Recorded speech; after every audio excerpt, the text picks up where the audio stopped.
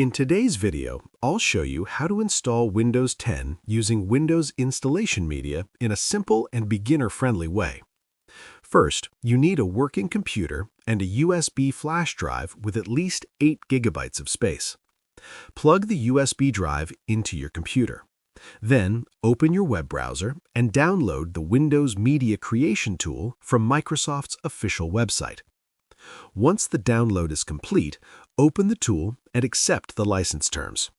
Choose the option that says Create Installation Media, then click Next.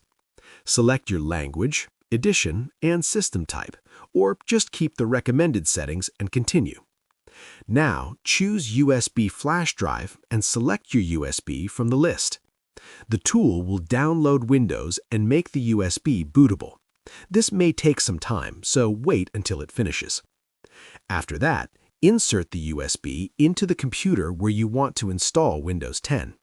Restart the computer and boot from the USB drive.